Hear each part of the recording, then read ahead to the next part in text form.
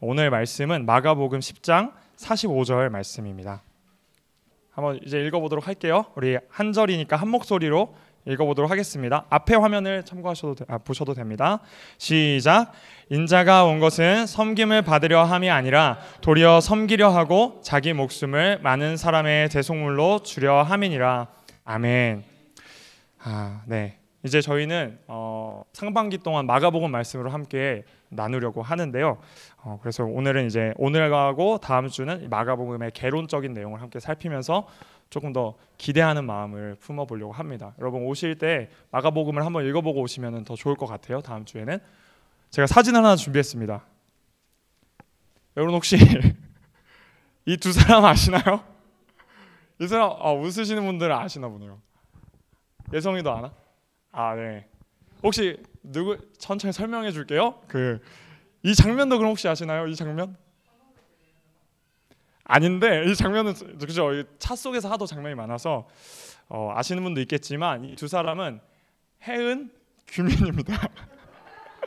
해은 규민이에요. 그래서 이 장면은 어떤 장면이냐면 작년에 이제 방영했었던 TV 예능 프로그램 환승연애 2라는 프로그램의 한 장면인데요.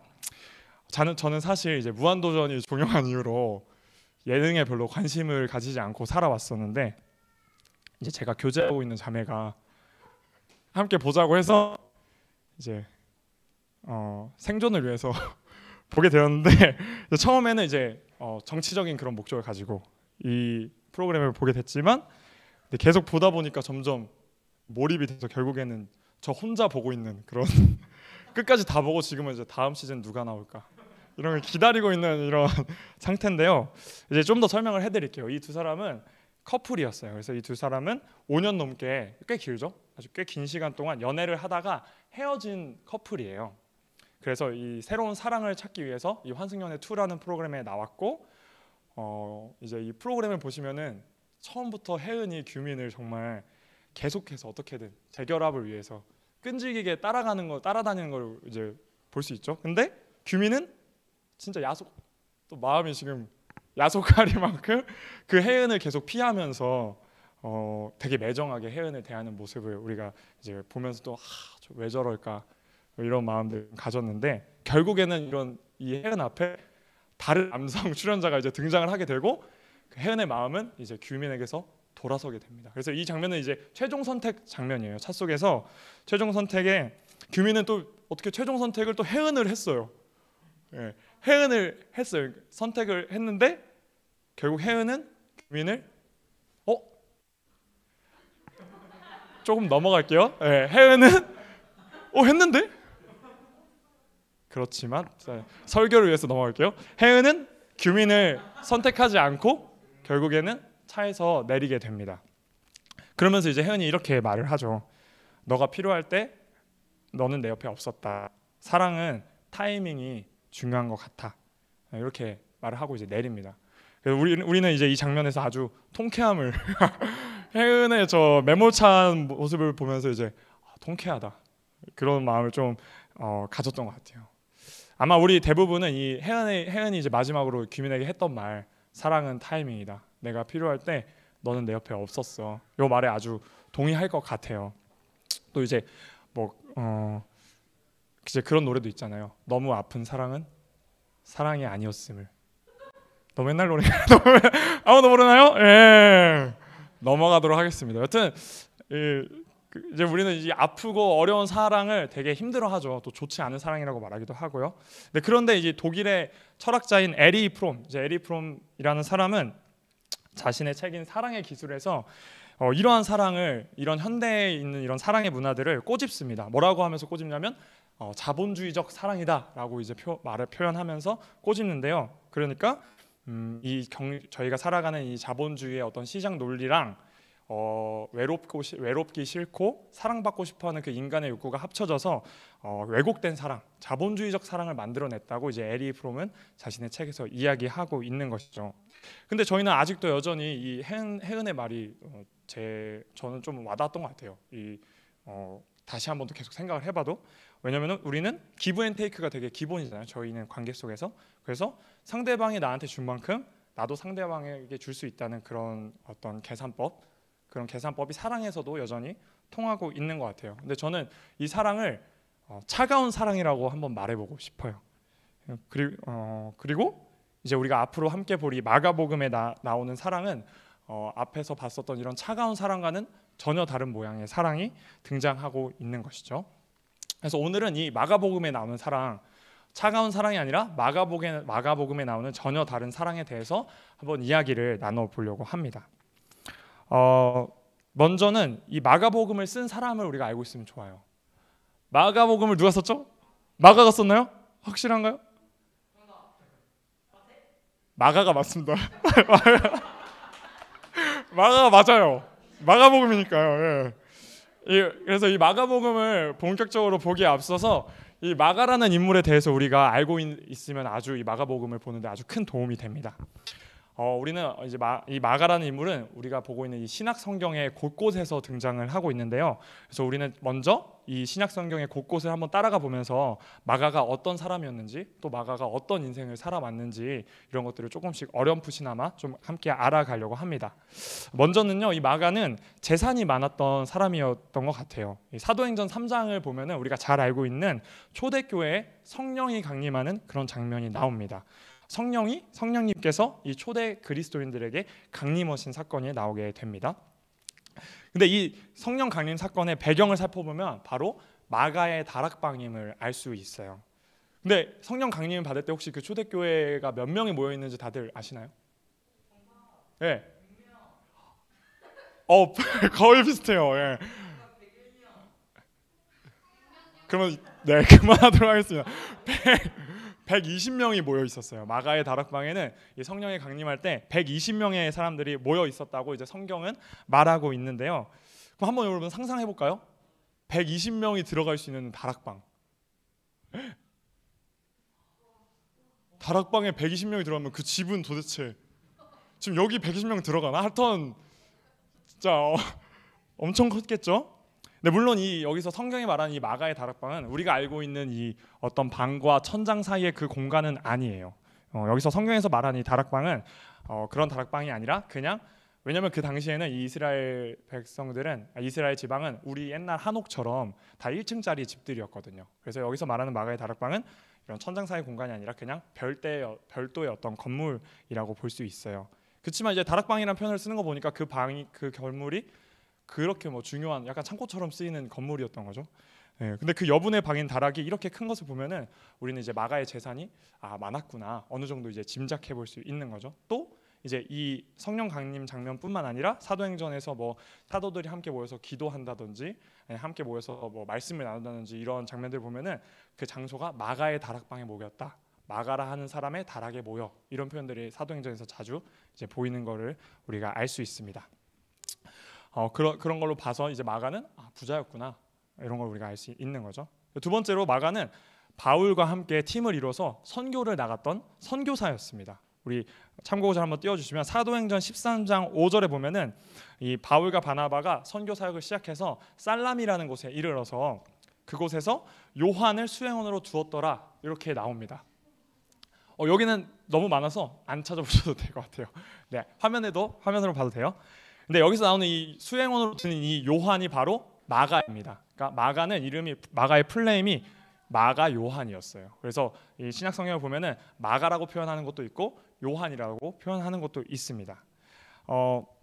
그래서 마가는 우리가 이제 본 것처럼 초대교회에서 꽤 중요한 인물이었던 것 같아요. 그래서 바울과 바나바가 그를 수행원으로 둬서 이제 중요한 그 하나님께서 따로 떼어두신 그 선교라는 그 사역에 이 마가를 동참시키는 것을 우리가 볼 수 있는 것이죠.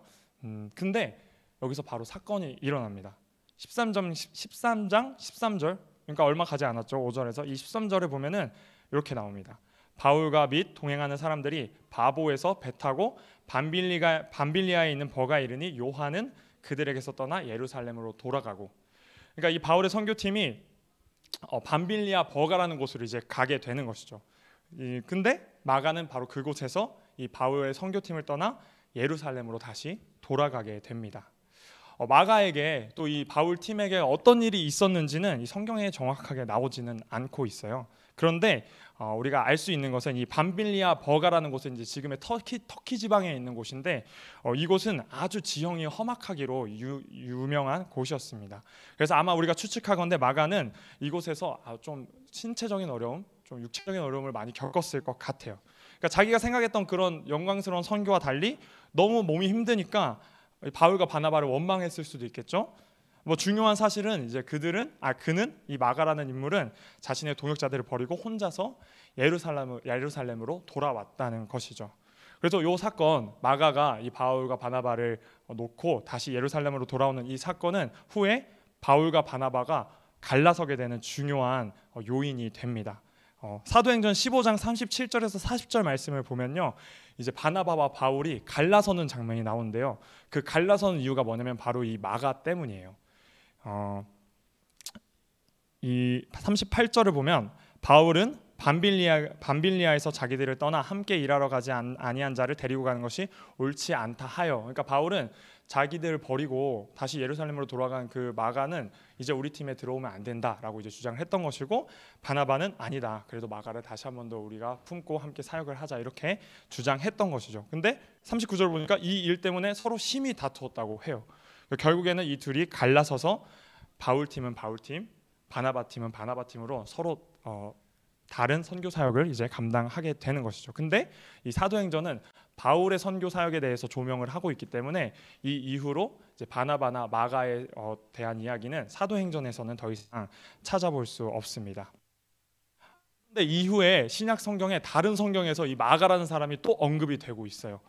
이 도망자 마가, 이 배신자 마가, 고마워요. 배신자 마가는 전에는 바울에게서는 아주 안 좋은 평가를 받지만 후에 바울에게서 전혀 다른 평가를 받습니다.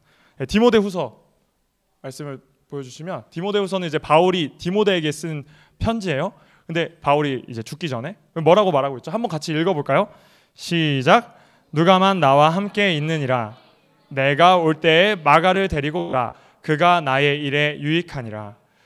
그러니까 바울은 사도행전 15장에서 마가는 우리 팀에 필요 없는 인물이야 하면서 바나바와 갈라섰는데, 이제 바울이 죽기 전에 이 디모데후서에서는 마가를 나에게 데리고 와라. 마가는 나한테 유익한 사람이다. 이렇게 이제 이야기하고 있습니다. 또 하나 더 있어요. 뭐냐면 베드로전서 말씀을 보면, 베드로전서는 베드로가 썼겠죠? 이 베드로전서를 또 한번 읽어보겠습니다. 시작. 택하심을 함께 받은 바빌론에 있는 교회가 너희에게 문안하고 내 아들 마가도 그리하느니라. 아멘. 베드로는 마가를 자기 아들이라고 지금 말하고 있어요. 여기서 우리가 추측하건대 이 마가라는 인물은 베드로와 또 시간을 보내면서 함께 제자로서 이렇게 시간을 보냈던 것 같아요. 그래서 어떤 학자는 이 마가복음이 베드로의 관점에서 쓰여진 복음서다. 왜냐하면 마가가 베드로의 수제자였기 때문에라고 이제 주장하는 사람들도 있습니다. 뭐 여튼 이 바울도 그렇고 베드로도 그렇고, 바울은 마가가 나에게 아주 유익하다, 또 베드로는 마가는 나의 아들이다라고 표현을 하는 것을 볼 수 있죠. 근데 마지막으로 또 하나 뭐냐면 바로 이 마가복음이죠. 이 마가복음 누가 썼다 그랬죠?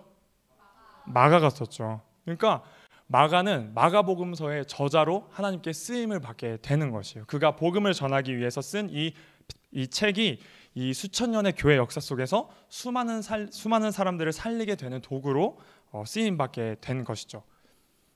여기서 바로 우리는 이 마가복음의 첫 번째 특징, 그리고 마가가 말하고 싶은 그 복음의 첫 번째 특징을 알 수 있습니다. 복음은 잘못한 사람들을 용서하고 받아들입니다. 복음은 의롭고 완벽한 사람들을 위한 것이 아니라 연약하고 부족한 자들을 위한 것입니다. 세상의 기준으로 이 마가는 어떤 사람이죠? 배신자죠. 손절해야 될 사람이에요. 왜냐하면 자기가 먼저 이제 나를 떠났으니까. 그런데 이 복음 안에 있었던 공동체는 이 도망자였던 이 마가를 용서했고 또 받아들였습니다.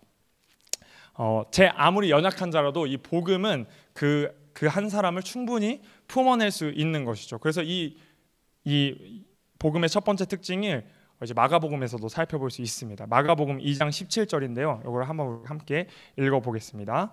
마가복음 2장 17절 시작. 예수께서 들으시고 그들에게 이르시되 건강한 자에게는 의사가 쓸데없고 병든 자에게라야 쓸데있느니라.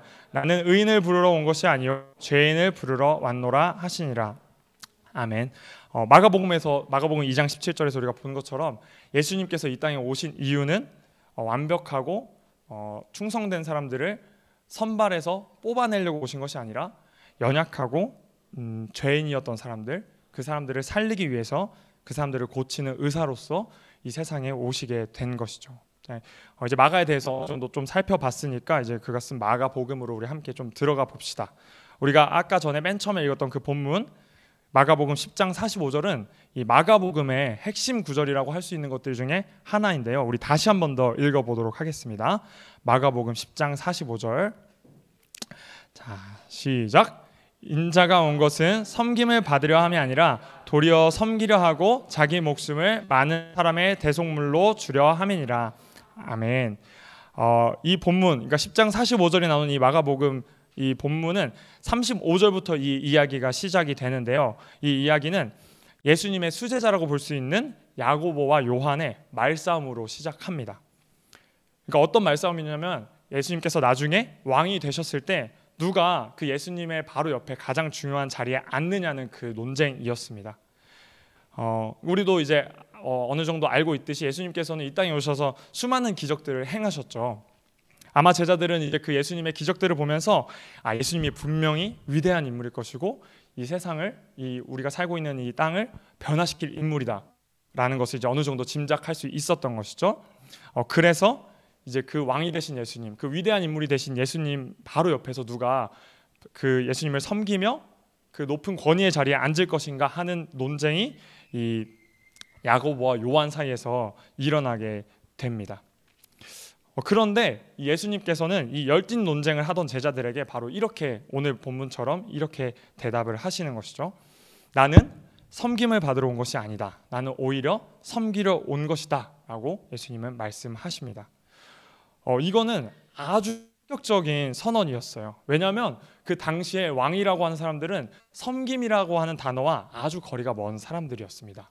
오히려 이 섬김이라는 단어는 종이나 하인들에게 쓰이는 말이었어요. 그리고 왕에게 어울리는 단어는 섬김이 아니라 승리였습니다. 복음이라는 말이 어떤 말이냐면 복음이란 말은 왕의 기쁜 소식이라는 뜻이에요.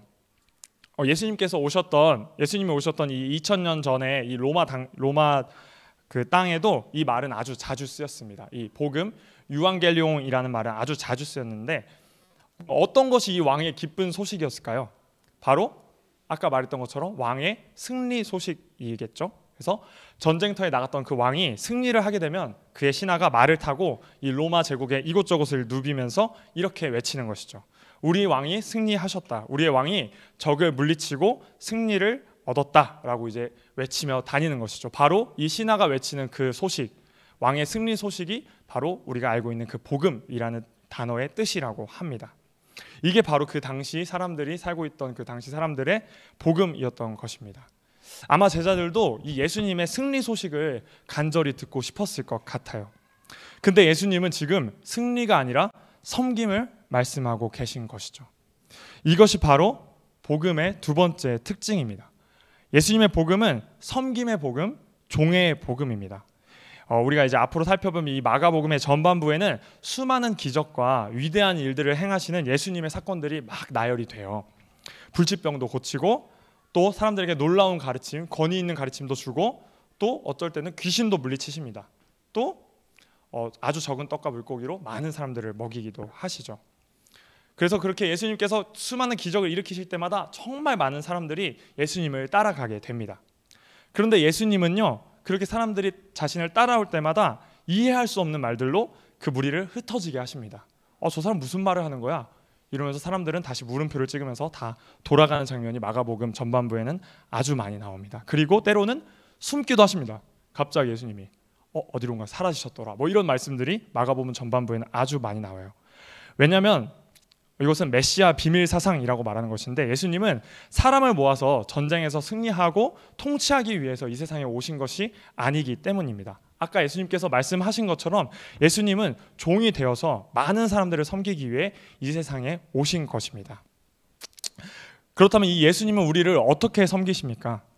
오늘 말씀을 보면 예수님께서 자신의 목숨을 많은 사람의 대속물로 주려 하고 있다라고 이제 말씀을 하십니다. 여기서 말하는 이 대속은 대신 계산하다라는 뜻인데요. 그러니까 예수님은 자신의 목숨을 가지고 많은 사람들이 계산해야 할 무언가를 대신 계산하겠다라고 지금 말씀하고 계신 것이죠. 그럼 예수님께서 대신 계산하셔야 할 그것은 무엇일까요? 바로 우리의 죄된 본성, 우리의 죄라고 하는 것이죠. 이사야 53장을 보면은 이 예수님의 섬김, 이 예수님의 이 고백이 조금 더 자세하게 그려져 있어요. 이사야 53장 4절 5절 말씀입니다. 이 말씀은 우리 함께 한번 읽어보도록 하겠습니다. 이사야 53장 4절 5절 말씀이에요. 시작. 그는 실로 우리의 질고를 지고 우리의 슬픔을 당하였거늘 우리는 생각하기를 그는 징벌을 받아 하나님께 맞으며 고난을 당한다 하였노라. 그가 찔림은 우리의 허물 때문이요 그가 상함은 우리의 죄악 때문이라. 그가 징계를 받음으로 우리는 평화를 누리고 그가 채찍에 맞음으로 우리는 나음을 받았도다. 아멘. 그가 벌을 받음으로 우리가 평화를 누리고 그가 채찍에 맞음으로 우리가 회복을 누린다. 그는 우리 때문에 벌을 받았지만 우리는 그 사실을 알지 못한다. 여러분 무엇이 떠오르십니까? 무엇이 떠오르시나요? 그 말씀 보면 네, 마음속으로 다 대답하셨겠죠? 종이 되어서 이 땅에 오신 이 예수님께서 우리에게 주셨던 가장 최고의 섬김은 바로 십자가였던 것입니다. 이것이 바로 복음의 세 번째 정수입니다. 복음은 예수 그리스도의 십자가입니다. 주님은 수많은 사람들의 병을 고쳐주셨죠. 눈먼 자가 눈을 뜨고 안진뱅이가 일어납니다. 그리고 귀신이 물러가고 또 수천 명의 사람들이 배부르게 먹습니다. 그런데 예수님의 관심은 그것에 있지 않아요. 예수님은 오로지 우리의 죄의 문제를 고치는 것에 자신의 목숨을 버리십니다. 이 희생이 바로 우리를 향하신 그 예수님의 따스한 사랑인 것이죠. 여기서 우리가 질문이 생길 수 있어요. 사랑하는데 왜 죽지? 뭐 사랑하니까 헤어지는 거야? 뭐 이런 건가요? 그런 건 전혀 아니고요. 왜냐하면 이 진정한 사랑이라는 것은 바로 주는 것이기 때문이에요. 우리는 앞에서 자본주의적 사랑, 또 차가운 사랑에 대해서 이야기했죠. 이 차가운 사랑은 어떻게 하면 내가 마음에 드는 사람을 찾을 수 있을까라고 고민합니다. 그리고 그 상대의 마음을 얻기 위해서 그 상대의 마음을 어떻게 살 수 있을지, 또 내가 얼마나 멋지고 내가 얼마나 이뻐야, 또 내가 얼마나 똑똑하고 매력적이어야 그 상대의 눈에 들고 또 그 상대방의 칭찬을 들을 수 있을까 아주 고민합니다. 그렇다면 이 차가운 사랑은 이 마가를 사랑할 수 있습니까? 아니요, 이 차가운 사랑은 절대 마가를 사랑하지 못합니다. 왜냐하면 마가는 나에게 피해를 줬기 때문에, 또 나에게 실망과 절망을 안겨주었기 때문에 마가는 용서받을 수 없는 것이죠. 하지만 진정한 사랑은 내가 얼마나 받을 수 있을지가 아니라 내가 얼마나 줄 수 있을지를 생각합니다. 그리고 받는 것의 기쁨이 아니라 주는 것에서 기쁨을 느낍니다. 그러니까 예수님은 진정으로 우리를 사랑하셨던 것입니다. 그렇기 때문에 이 따스한 사랑, 이 예수님의 십자가 사랑은 도망자 마가를 품어줄 수 있게, 그리고 그를 품어줄 뿐만 아니라 섬겨줍니다. 예수님은 십자가에서 이 마가의 죄 또한 대신 계산해 주시는 것이죠. 이런 연약한 자를 용서하고 또 섬기며 사랑하기 위해서는 이 십자가의 희생이 필요할 수밖에 없습니다. 그렇기 때문에 이 예수님의 따스한 사랑에는 희생이 따르는 것이죠. 그렇다면 이 복음, 이 따스한 사랑을 만난, 그 따스한 사랑, 이 복음을 만난 사람들의 첫 번째 반응은 무엇일까요? 어떤 반응으로 우리는 복음 앞에 반응할 수 있을까요? 용서받았다는 것에서 오는 어떤 마음의 평화? 드디어 저 사람과 사이가 좀 괜찮아졌구나. 마음이 좀 평안하다. 뭐 이런 거? 아니면은 죄의 문제를 해결받았다는 어떤 기쁨? 드디어 내가 문제를 하나 가지고 있었는데 드디어 그 문제가 사라졌다. 너무 기쁘다. 이런 것일까요? 물론 이런 반응도 맞습니다. 그런데 진정으로 복음을 접한 사람의 첫 번째 반응은 이 둘이 다 아닙니다. 바로 부끄러움입니다. 마가복음에는 이 원리가 숨어 있는데요. 마가복음 14장을 보다 보면 우리가 아주 생뚱맞는 인물이 하나 등장하는 것을 우리가 볼 수 있어요. 문맥으로 봐서는 전혀 매끄럽지 않은데 어떤 한 인물이 등장하게 됩니다. 이 말씀 한번 찾아서 읽어볼게요. 이 말씀을 찾아서 읽으면 아주 유익이 있습니다. 마가복음 14장 51절 52절 말씀이에요.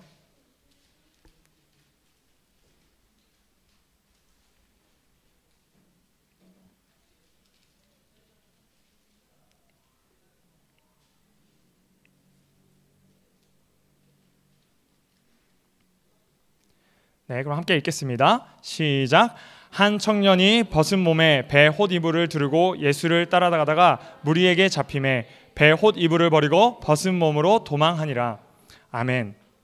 이 마가복음 14장은 예수님께서 잡히시던 그 날 밤의 사건들을 말해주고 있어요. 그 예수님께서 잡히시던 그 날 밤에 그를 따르던 제자들은 모두 예수님을 버리고 도망칩니다. 근데 마가는 이 마가복음에서 갑자기 한 청년을 등장시키고 있는 것이죠. 이 청년은 자신이 덮고 있던 그 이불도 내팽개치고 알몸으로 아주 추한 모습으로 예수님으로부터 도망치고 있습니다. 여러분, 이 한 청년이 누구일까요? 바로 마가 자신입니다. 마가는 바울팀에서 도망친 것이 첫 번째 도망이 아니었어요. 그는 예수님의 십자가 사건에서 예수님을 버리고 도망쳤습니다. 그리고 복음을 진정으로 만난 이 마가는 자신의 이 부끄러운 모습을 그대로 담아서 복음을 전합니다.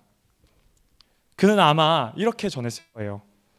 여러분, 저는 예수님을 버린 부끄러운 사람입니다. 그것도 알몸으로 정신없이 예수님으로부터 도망쳤습니다. 그래서 이 예수님을 생각할 때마다 아직도 너무나 부끄러운 마음만 들 뿐입니다. 그런데 이 예수님께서는 이런 나의 죄를 위해서 십자가에서 달리셨습니다. 여러분, 그 예수님의 복음을 믿읍시다. 그 예수님의 십자가를 믿읍시다 라고 마가는 복음을 전했을 것 같습니다. 사랑하는 따스한 뉴스 여러분, 이제 우리는 그 예수 그리스도의 따스한 사랑을 마음에 받아들여야 합니다. 우리는 한편으로 예수님을 그냥 그저 인생의 좋은 선생님으로 생각할 수도 있을 것 같아요. 왜냐하면 되게 용서도 잘해주고 흉악한 죄인을 용서해줬고 또 누군가를 대신해서 누명도 씌우고 또 그것을 멋지게 잘 감당했으니까 되게 가치 있는 일을 하는구나. 나도 그렇게 살아야겠다. 나도 예수님처럼 사람들 용서하고 정의를 베풀면서 살아야겠다라고 생각할 수 있습니다. 그런데 마가가 우리에게 전해주고 싶었던 복음은 그런 것이 아닙니다. 우리에게 필요한 것은 좋은 인생을 살 수 있는 좋은 교훈이 아니라 바로 예수님의 그 십자가가 바로 나를 위하는 것임을 그 믿는 믿음인 것이죠. 마가는 그 믿음을 전하기 위해서 이 마가복음을 쓴 것입니다. 예수님은 근데 이 마가만을 위해서 또 제 앞에 나와 있는 이 저만을 위해서 죽으신 것이 아니에요. 여러분들을 위해서, 우리 민건이를 위해서, 우리 아연참을 위해서, 여러분 한 사람 한 사람 각자를 위해서 십자가에 달리신 것이죠. 바로 이 예수님의 십자가, 그 예수님의 십자가 사건을 믿을 때 우리에게 진짜 생명이 있는 것입니다. 그 십자가 사건, 그 복음을 우리의 마음에 받아들일 때 우리 삶에 진짜 변화가 일어나고 종교적인 그리스도인이 아니라 진짜 신앙하는 진짜 신앙인이 되게 되는 것입니다. 여러분, 이제 그 따스한 사랑을 우리의 삶에 새깁시다. 비록 우리는 구원받을 자격이 없는 부끄러운 존재지만 예수님의 따스한 그 십자가 사랑 안에 함께 거합시다. 이 시간 우리가 복음 안에 그 복음의 참된 의미를 깨닫고 날마다 예수님과 함께 살아가는 저와 여러분 되기를 모두 바라겠습니다. 아멘.